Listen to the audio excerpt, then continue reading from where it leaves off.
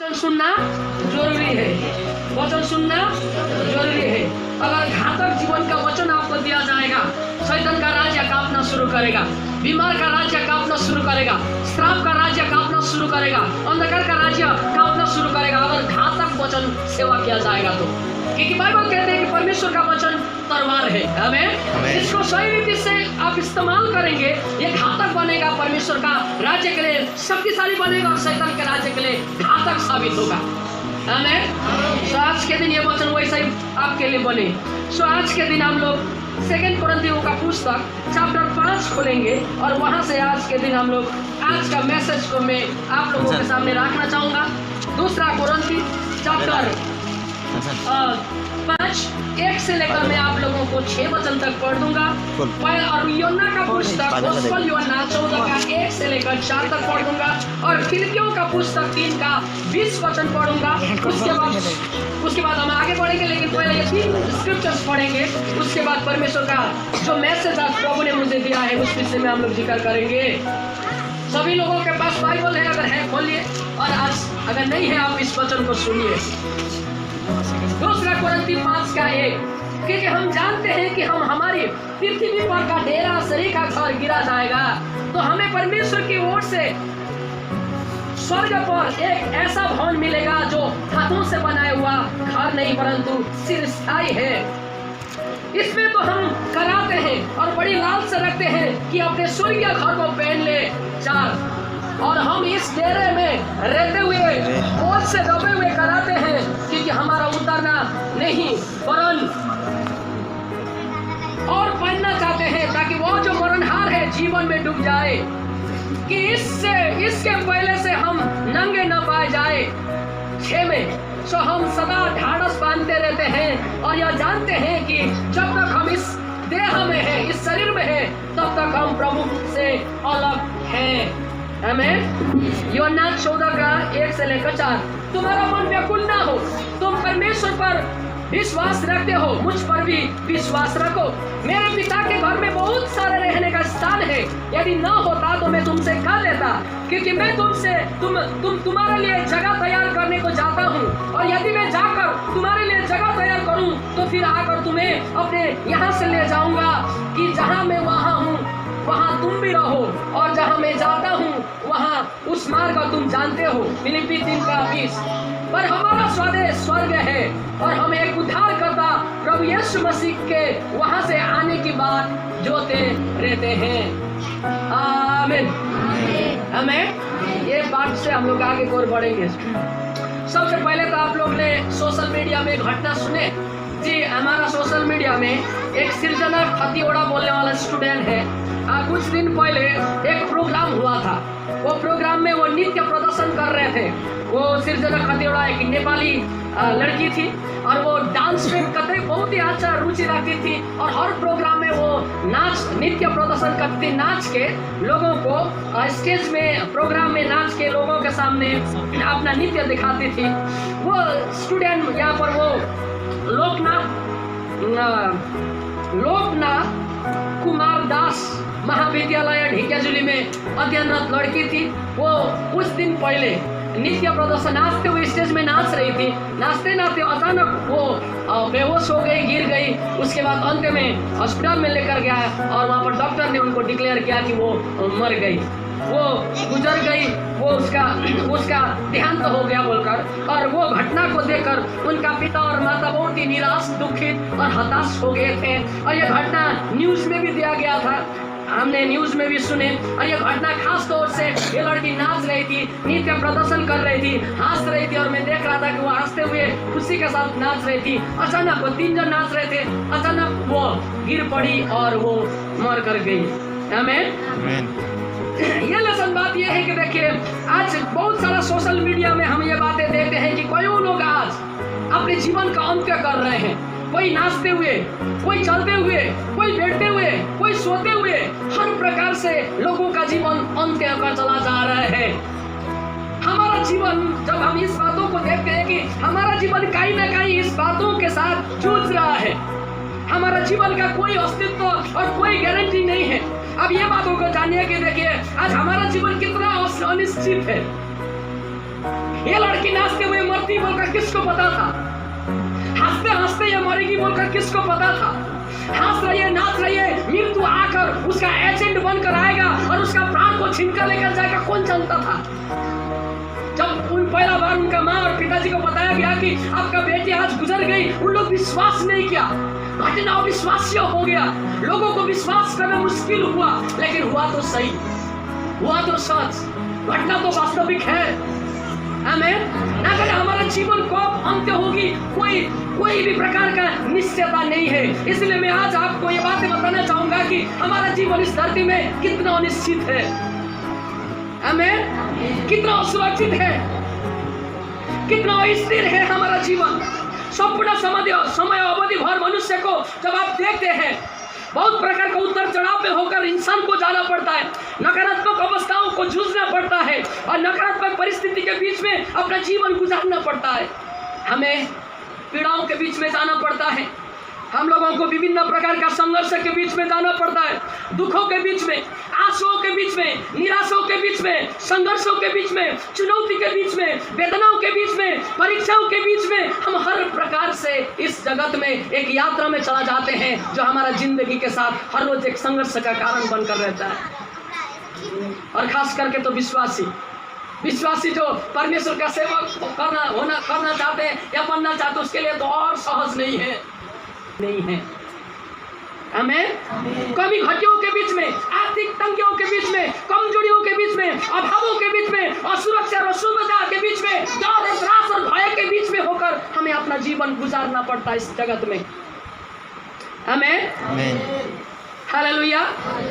लेकिन इसीलिए तो वचन में जैसा मैंने आपको अभी पढ़ा, इसीलिए यही परिस्थिति है बोलकर पौलुस ने ये बातें समझा कि हमारा विश्वासियों का जीवन, इंसान का जीवन इस जगत में अनिश्चित है, इंसान का जीवन इस जगत में बहुत ही अस्थिर है बोलकर उन्होंने ये बातें विश्वासी को समझाने के लिए कहा कि क्योंकि हम जानते हैं कि हमारा पृथ्वी पर का जो डेरा सरीखा है ये गिरा दिया जाएगा, तो हम परमेश्वर के ओर से स्वर्ग में एक नया भवन हमें मिलेगा।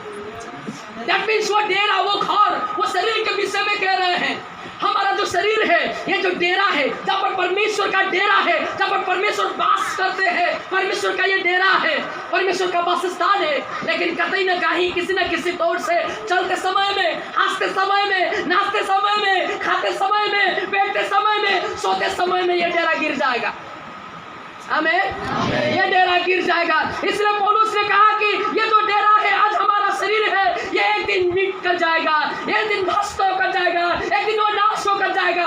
और वो 4 वचन में कहता है जो जीवन आज हमें यहाँ मिला है वो दबाव और बोझों से भरा हुआ है, और इसमें हम रोते हैं और कराते हैं और अपना जीवन जीते हैं। आमीन, हालेलुया, हालेलुया। सामने वालों को बोलिए इतना सहज नहीं है। इसीलिए पौलुस जानता है और बातों को स्पष्ट देता है और बातों को स्पष्टीकरण देता है ताकि विश्वासी अबूझ ना रहे, विश्वासी मूर्ख ना बने, विश्वासी अनजान ना बने। वो जाने कि मेरा जिंदगी कुछ दिन के लिए है और मैं एक परदेशी के रूप में हूँ और मैं पूर्ण रीति से अस्थिर हूँ और खतरों के बीच में मुझे जीना पड़ता है, मेरा कब अंत होता है कोई निश्चय नहीं है। इस बातों के लिए आप विश्वास करना पड़ेगा। आमीन। हे प्रियो, दुख का पाठ ये है, लेकिन आनंद का पाठ नहीं छोड़ा प्रभु ने। आनंद का पाठ प्रभु ने यह भी कहा कि तुम्हारा मन व्याकुल ना हो। हाँ, इस संसार में बोझ है, हाँ इस संसार में तकलीफ है, हाँ इस संसार में चैलेंजेस है, हाँ इस संसार में अनिश्चितता है, लेकिन तुम्हारा मन व्याकुल ना हो। और वो कहते हैं तुम्हारे लिए मैं जगह तैयार करता हूँ। आमीन। आपके लिए जगह तैयार करते हैं वो। इसलिए यहाँ पर बताया गया है कि तुम्हारा मन व्याकुल ना हो, तुम मुझ पर विश्वास करते हो और विश्वास रखो, मेरे पिता के घर में तुम्हारे लिए बहुत सारा जगह है प्रियो। आमीन। अरे यहाँ पर प्रभु के लिए आप हरहीन होंगे, यहाँ पर बासीन होंगे, यहाँ पर आप बेसहारा होंगे, यहाँ पर आप अनाथ होंगे, आप यहाँ पर एक कंगाल होंगे, एक भिखारी होंगे, एक परदेशी होंगे, लेकिन आपका स्वदेश है बाइबल। इसलिए मैंने आपको कहा कि यहाँ पर फिलिपी 3:20 में तुम्हारा देश जो है, तुम्हारा जो अपना देश है मेरा भाई और बहनों, स्वर्ग है। हे मेरा भाई और बहनों, तुम्हारा स्वदेश, तुम्हारा अपना देश, तुम्हारा अनंतता का देश स्वर्ग है। तुम स्वर्ग के हकदार हो, तुम स्वर्ग के नागरिक हो, तुम स्वर्ग का वोटर ID कार्ड पाए हुए व्यक्ति हो। सामने वालों को बोलिए आपका घर स्वर्ग में है। आप यहाँ पर बेसहारा नहीं होंगे। देखिए मैं आपको कहूँगा कि हाँ, मैं आपको ये बातें कहूँगा कि यूहन्ना चैप्टर 14 का 1 से 4 वचन में आपको निश्चय दिलाया गया है कि आपका वासस्थान वहाँ पर है, आपका स्वदेश है, आपका अनंतता वहाँ पर है, वहाँ पर सुरक्षा होगा, वहाँ पर सुख होगा, और वहाँ पर आप अकेला नहीं होंगे, आप बीमारी से नहीं होंगे, आप दयनीय नहीं होंगे, लेकिन आपका जीवन परमेश्वर के साथ अनंतता में बिताएंगे और आप आनंद में बिताएंगे। हालेलुया, जोर से बोलिए हालेलुया, हालेलुया, जोर से बोलिए हालेलुया। आपका आत्मा ये वचन को रिसीव करे। सुनिए ये वचन, आप सुनिए ये बातें। देखिए कभी भी ये मिस्टेक मत कीजिए आप कि आप इस जगत में स्थायी रूप में है बोल के। That means आप सदा सर्वदा के लिए इस जगत में हूँ बोलकर कतई मूर्ख मत बनिए। लापरवाही जीवन शैली को अपना के कतई मूर्ख मत बनिए। आप बुद्धिमान बनिए और समझदार बनिए, ये बातें जानते हुए कि ये पृथ्वी का तो तुम्हारा डेरा है, जिस डेरे में आप तुम वास कर जीवन जीते हो, वो एक दिन अंत्य होगा। कहीं ना कहीं किसी न किसी तौर से अंत्य होगा। मैं धन्यवाद देता हूँ इनको, हमारा आज के दिन मेरा अंकल को, हाँ कल तक अगर वो लगातार इसी प्रकार का जिंदगी जीता और उनका डेरा एक दिन खत्म होता, वो मरता और मर जाता, इनका जिंदगी का उद्धार अनिश्चित था।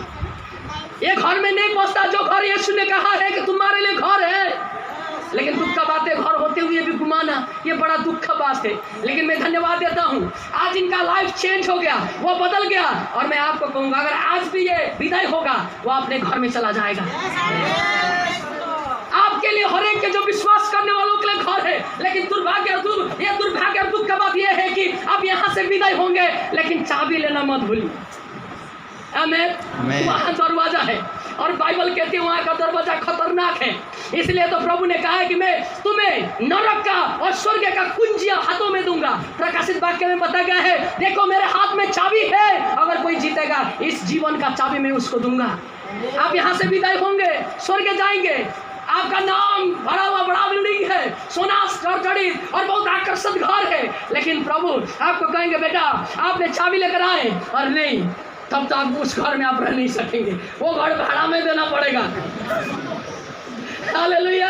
ये घर बनाया हुआ एक व्यक्ति ने है, लेकिन आज ये घर मेरा है जब तक कि मैं रहूं, कि इस घर का सारा ताला चाबी मेरे हाथ में है। मालिक दूसरा है लेकिन चाबी मेरा पास है। मालिक अगर इस घर में घुसना भी चाहता है, उसको मुझे बुलाना पड़ता है, चाबी दीजिए तो थोड़ा घुसेंगे। एक्चुअली सेम वही वहाँ पर भी होगा। स्वर्ग में अपना घर में रहिए, भाड़ा में मत रहिए। यहाँ भाड़ा में रहना कोई दुख का बात नहीं है, उधर भाड़ा में रहना खराब है। आमीन। कतई मूर्ख मत बनिए कि आप ये बातें सोचते हुए कि मैं सदा भर के लिए इस दुनिया में हूँ, भूल कर भी ये मिस्टेक मत कीजिए। आप अस्थायी रूप में हैं और आपका जीवन अनिश्चित है। परमेश्वर का वचन को आप ये सुनिए, मैं आपके लिए ये वचन पढ़ के सुनाऊंगा। सुनिए तो ये वचन ध्यान से अभी सुनिए। मैंने अपने सारे परिश्रम के प्रतिफल से जिससे मैंने धरती पर किया था घृणा किया, क्योंकि अवश्य है कि उसका फल उस मनुष्य के लिए छोड़ा जाए जो मेरे बाद में आने वाला है। वो कौन जानता है कि वो मनुष्य बुद्धिमान होगा या मूर्ख। तो अभी धरती पर जितना परिश्रम हम करते हैं उनके लिए बुद्धि प्रयोग की उस सब का वही अधिकार होगा कि यह अभी व्यर्थ है। तब मैंने अपने मन में उस सारे परिश्रम के विषय में जो मैंने धरती पर किया था निराश हुआ, क्योंकि ऐसा मनुष्य भी है जिसका काम और परिश्रम और बुद्धि और ज्ञान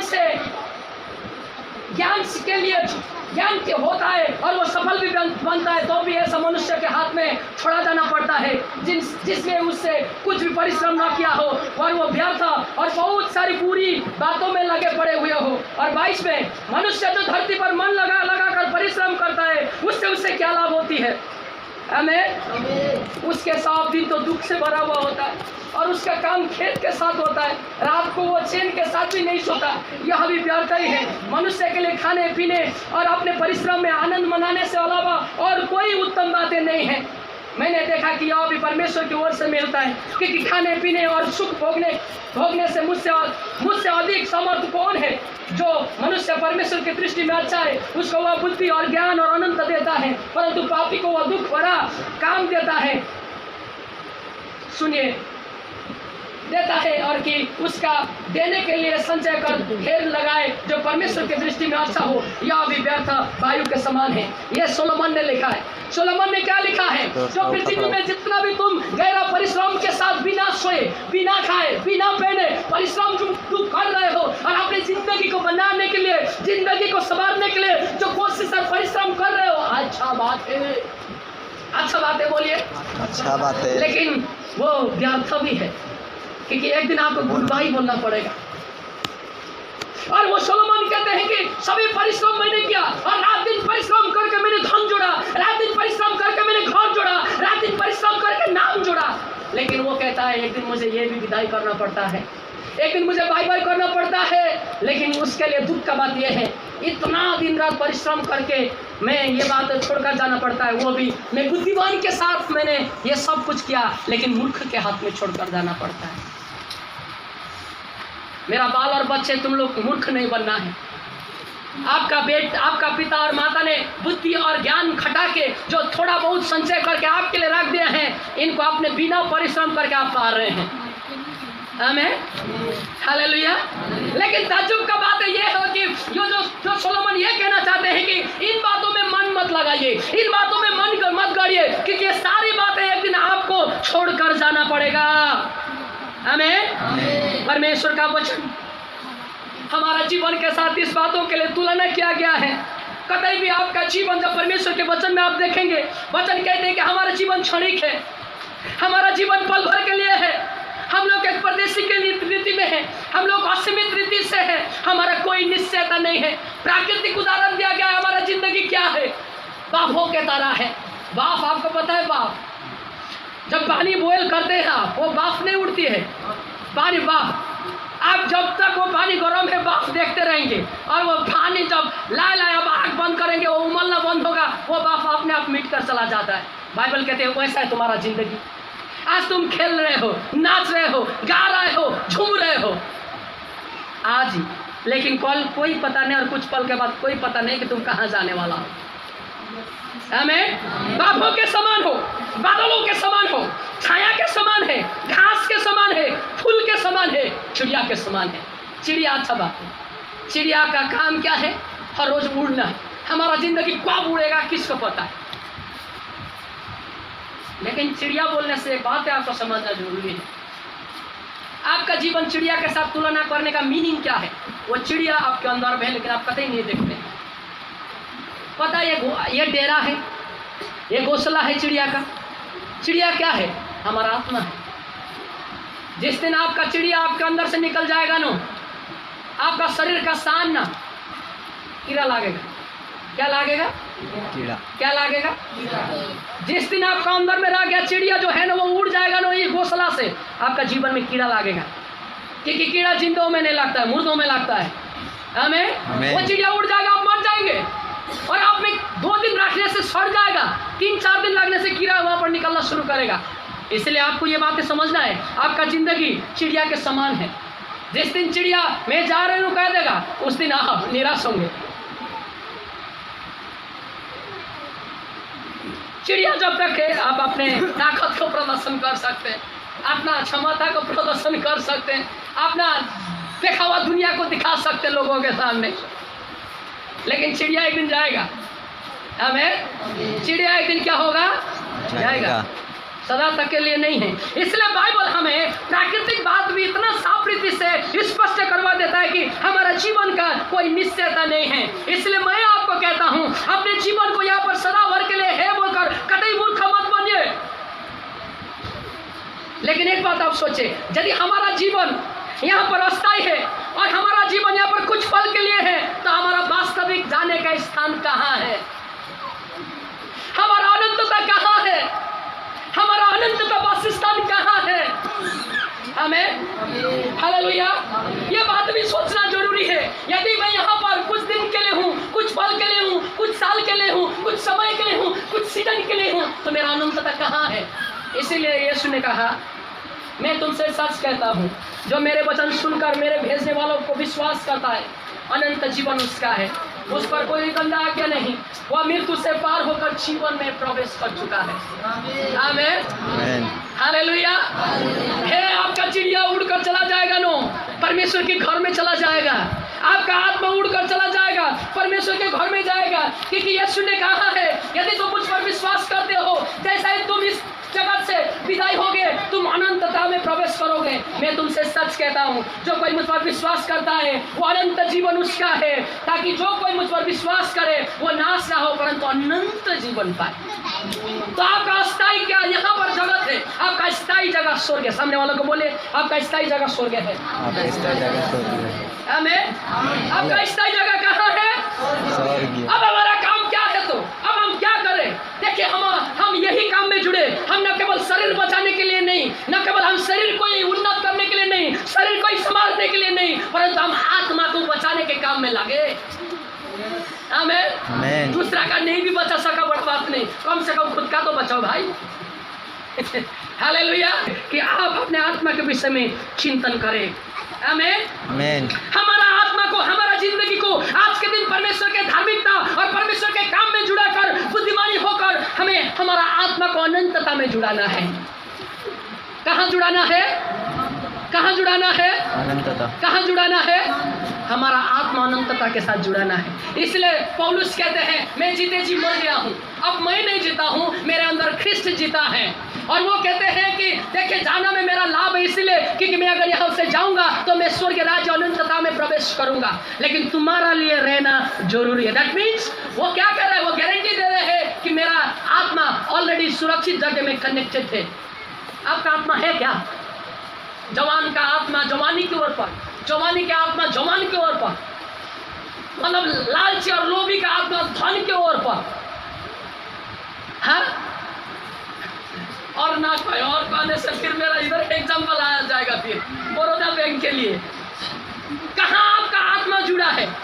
वाकई में आपका आत्मा जुड़ा है? अगर आपका आत्मा अनंतता के साथ जुड़ा है, आप ख्रिस्त को प्यार करेंगे, यीशु को प्यार करेंगे, सच को प्यार करेंगे, संगति को प्यार करेंगे, वचन को प्यार करेंगे, मंडली में जुड़ा रहेंगे, मंडली में परमेश्वर का महिमा के लिए जुड़ा रहेंगे। आपका आत्मा परमेश्वर के साथ जुड़ा हुआ होता है। हमारा आत्मा का काम कि हमारा काम हमारा आत्मा को अनंतता के साथ जुड़ा कर रखे। आमीन। लेकिन चोर भी है, वो आपका जुड़ा हुआ अनंतता को छुड़ाने के लिए, आपको वो रिश्ता को छुड़ाने के लिए वो चौतरफी कोशिश करता है। आमीन।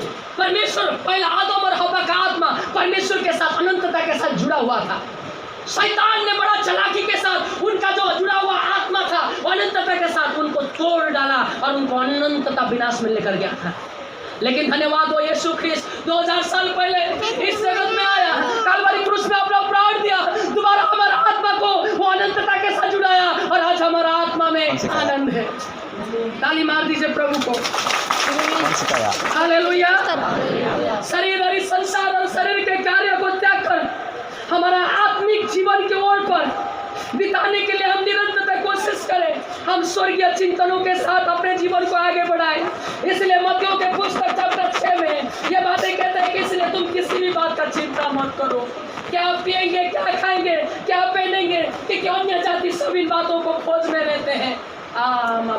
और एक सत्यता आया यहाँ, अन्य जाति आज विनाश में होने का कारण क्या है?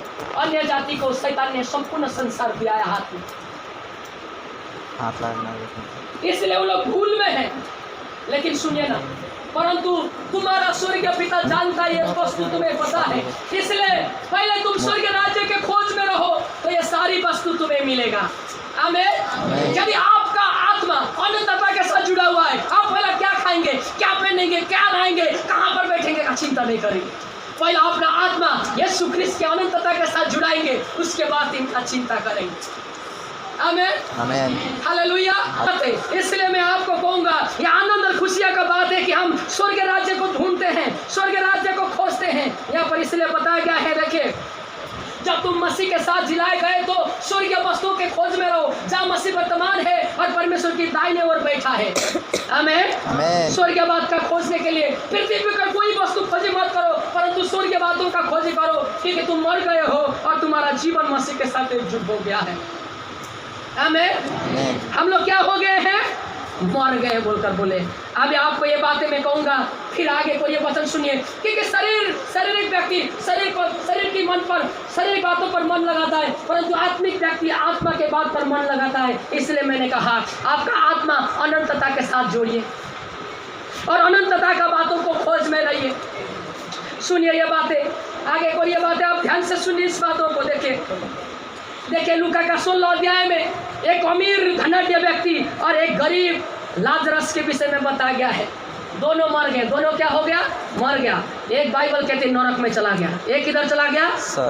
गरीब चला गया या अमीर चला गया? गरीब। धनाढ्य व्यक्ति चला गया या निर्धन व्यक्ति चला गया? लाजरस निर्धन व्यक्ति, गरीब कंगाल व्यक्ति स्वर्ग में चला गया। धनी अमीर भरा हुआ व्यक्ति नरक में चला गया।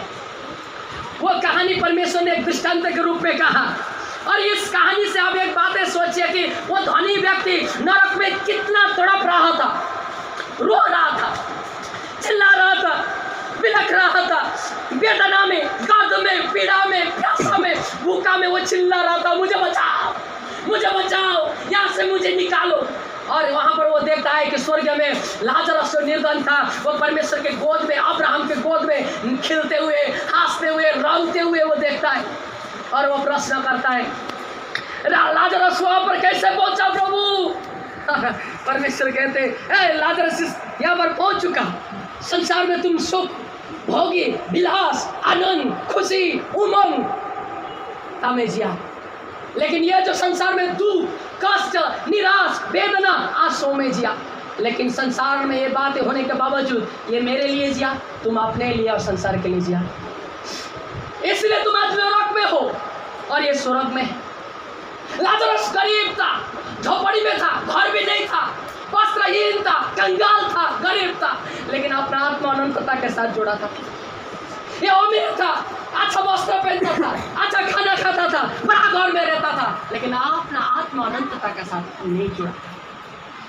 आप और मैं आज गरीब है, कौन सा बड़ा बात है? हमारा आत्मा तो हमने अनंतता के साथ जोड़े हैं। हमारा पास कमी घटी है, कौन सा बड़ा बात है? हमारा आत्मा हमने अनंतता में जोड़े हैं। वो भी मरेगा, मैं भी मरेगा, उसका भी डेरा गिर जाएगा, मेरा भी डेरा गिर जाएगा, उसका भी चिड़िया उड़ जाएगा, मेरा भी चिड़िया उड़ जाएगा। लेकिन एक बात यहाँ पर अंतर है, तुम्हारा उड़ेगा स्वर्ग में आनंद के लिए, उनका उड़ेगा नरक में जलने के लिए, नरक के आग में विनाश होने के लिए। आमीन। इसीलिए यीशु ने ये कहानी बोला था कि लोग विश्वास करें वास्तव में ही स्वर्ग है, वास्तव में ही नरक है। अब मैं सामने वाला को बोले एक बार, नरक है, विश्वास कीजिए आप। बहुत सुना गिरजा में आपने स्वर्ग के विषय में, पास्टर उठने के साथ साथ स्वर्ग का संदेश शुरू करता है, लेकिन आज नरक का ही बात सुनिए आप, नरक भी है। आमीन। अगर लाजरस के लिए स्वर्ग है, अमीर व्यक्ति के लिए नरक है। लाजरस भी इंसान है, अमीर व्यक्ति भी इंसान है, इंसान दोनों है, लेकिन दोनों के लिए दो ही जगह है, एक स्वर्ग और नरक। इसलिए बाइबल कहती है ये बात है कि वहाँ पर दो मार्ग है, ये सकत है मार्ग जो स्वर्ग तक जाता है, चौड़ा है मार्ग जो विनाश की ओर पर जाता है। लेकिन मैं आपको आज सजेस्ट करता हूँ, आप कठिन मार्ग को पकड़िए, यीशु कठिन मार्ग है और आप अनंतता में जाएंगे। आमीन। हालेलुया। हालेलुया। अब आपका अनंतता वासस्थान कहाँ पर बीतने वाला है? मैं आपको कहूँगा ये बात आप ध्यान से सुनिए, आपको डराने के लिए नहीं, आपको धमकाने के लिए नहीं, लेकिन आपको जानकारी देने के लिए नरक में क्या होता है। एक आदमी 9 गाँव में प्रचार कर रहा था मैंने, और मैंने उनको डर दिखाया, भाई आप प्रभु पर विश्वास नहीं करेंगे नरक जाएंगे। और वो कहता है अगर नरक भी जाना पड़ा तो ठीक है हम जाएंगे, लेकिन प्रभु में नहीं आएंगे बोलता है।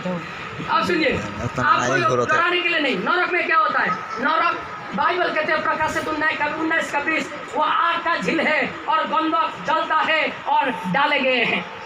प्रकाशित 20:10, और उनका प्रमाने वाला शैतान और नरक की बंद का झील में, जिनमें वो पशु और झूठा भविष्यवक्ता होगा, डाला दिया जाएगा। सुनिए, रात दिन नरक में युगायुग पीड़ा होती है और रात दिन वहाँ पर तड़पन होता है।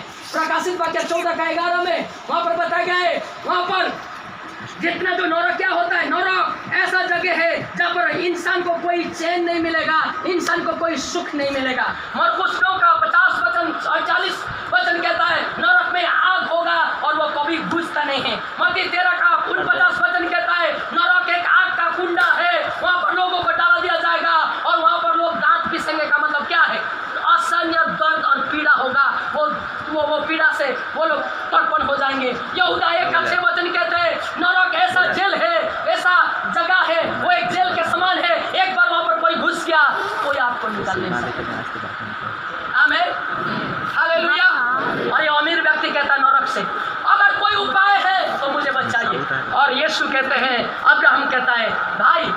नहीं है, तुम्हें वहीं पर जीना है बोलकर कह देते हैं। सो नरक एक बड़ा कई पूर्ण जगह है। हमें इसलिए मैं आप लोगों को ये बातें कहूँगा, देखिए बाइबल में इसीलिए नरक वास्तव में है, स्वर्ग वास्तव में है बोलकर परमेश्वर ने और जोड़ दिया है। मत्ती 5 का 27-30, मरकुस 9 का 42 से 49 में ये बातें लिखा है। सुनिए यहाँ पर क्या लिखा है, ये बातें बताया गया है। हाथ अगर काटना पड़े काट दो, पैर काटना पड़े काट दो, आंख निकालना पड़े निकाल दो, लेकिन नरक से बचो। हमें किससे बचो? नरक से। यहाँ पर नहीं सोचिए आप, हाथ काटना पड़े, दैट मीन्स क्या बता गए? सब कुछ घुमा लो इस जगत में, लेकिन अपने आत्मा को मत घुमाओ। कहना चाह रहे हैं वो कहना चाह रहे हैं जान का बाजी रखो, लेकिन अनंतता और आत्मा को मत घुमाओ। जान का बाजी मतलब अगर तुम्हें घात भी करना चाहते हैं कोई, घात होने के लिए तैयार होना। मैं आपको कह दूं ये बातें क्यों प्रभु कहते इतना सीरियस, क्योंकि नरक ना आपने बनाया ना मैंने बनाया, नरक उसने बनाया। नरक इंसान के लिए नहीं बनाया। बाइबल कहती है नरक स्वर्ग, नरक शैतान और शैतान का दूत के लिए बनाया गया। इंसान ने पाप किया और शैतान ने इंसान को पाप करवाया, और स्वयं जिसको उसने बनाया वही लोग नरक जा रहे हैं। तो नरक का पीड़ा जो है नो, परमेश्वर आनंद के साथ नरक नहीं बनाया।